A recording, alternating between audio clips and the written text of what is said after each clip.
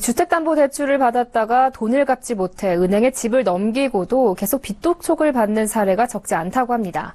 갚아야 할 원금과 이자 등이 집값보다 많기 때문인데요. 어려운 서민들이 집을 잃고도 계속해서 생활고를 겪는 일을 막기 위해 집만 은행에 넘기면 모든 채무 부담을 없애주는 책임 한정 주택담보대출, 이른바 비소구 대출의 도입이 필요하다는 목소리가 나오고 있습니다. 그래서 오늘 투데이 포커스에서는 이 비소구 대출이 정확히 어떤 것인지 또 왜 필요한지에 대해서 금융증권부 김성훈 기자와 함께 알아보겠습니다. 안녕하십니까? 네, 안녕하세요.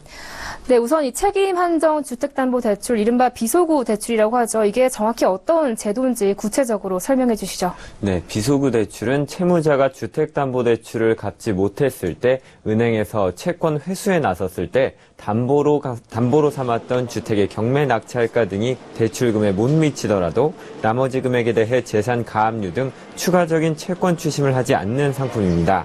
현재 주택담보대출을 이용했다가 돈을 갚지 못하면 경매로 집이 처분된 이후에도 나머지 빚을 갚을 때까지 가압류 등의 절차가 진행됩니다.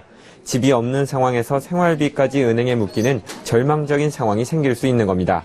바로 이러한 상황을 막기 위해 담보로 잡힌 집만 가압류되면 나머지 빚은 갚지 않아도 되도록 하는 상품이 비소구 주택담보대출인 겁니다. 비소구 주택담보대출은 지난 12월부터 서민지원 주택담보대출 상품인 디딤돌 대출 이용자 가운데 부부 합산 소득이 3천만 원 이하의 가구를 대상으로 시범 운영 중입니다. 네, 그러니까 서민들이 빚에 허덕이지 않도록 도와주는 상품인 것 같은데요.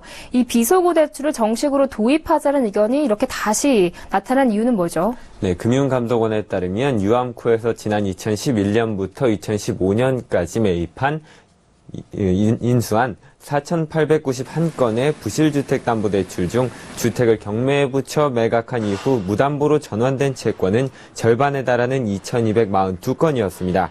유암코는 주로 은행에서 사들인 기업, 가계부실 채권을 운용해 수익을 얻는 부실채권 투자 전문 회사인데요. 유암코가 사들인 부실 주담대 채권 중 절반가량이 무담보로 전환됐다는 뜻은 대출자가 집을 넘긴 뒤에도 빚을 완전히 청산하지 못한 사례가 그만큼 된다는 것을 의미합니다. 그동안 금융당국은 LTV, 즉 담보인정비율 규제가 있고 집값 급락 사태도 없었기 때문에 담보로 잡힌 집을 넘기고도 빚이 남는 경우는 드물다는 입장이었지만 상당히 다른 통계 결과가 나온 겁니다. 집을 넘겨도 빚이 남는 것은 주택담보대출 연체로 인한 이자와 수수료가 원금 대비 평균 14.6%에 달하기 때문인 것으로 분석됩니다.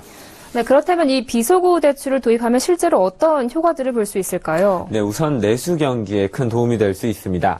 집을 은행에 넘기고 나서도 빚이 남는 상황에서 가게는 실질적으로 정상적인 경제활동을 하기가 어렵습니다. 이런 가게가 늘어나면 소비가 위축돼서 내수 침체와 불황으로 이어질 수 있는데요. 또 비소구 대출이라는 안전망에 희망을 얻은 서민들이 주택 매입으로 부동산 시장이 활기를 유지할 수도 있습니다. 주택담보대출 심사가 깐깐해져서 부실대출을 줄일 수 있다는 장점도 있습니다. 은행은 주택담보대출을 가장 안정적인 여신으로 취급해서 담보만 있다면 개인의 신용도나 경기 위험을 상대적으로 덜 반영합니다. 하지만 비소구 대출은 채무 증가에 대한 위험을 은행이 떠안는 구조이기 때문에 이 제도가 도입되면 은행은 더욱 엄격하게 대출 심사를 할 수밖에 없습니다. 네, 들어보니까 장점이 많은 제도인 것 같은데요. 부작용은 없을까요? 네, 물론 부작용도 있습니다. 가장 염려되는 것이 대출자들의 도덕적 해이입니다. 비소구 대출을 믿고 본인의 능력에 맞지 않은 과도한 대출을 받거나 집값이 급락했을 때 상환 능력이 있음에도 고의로 부도를 내는 전략적 파산 등이 대표적인 예라고 할 수 있습니다.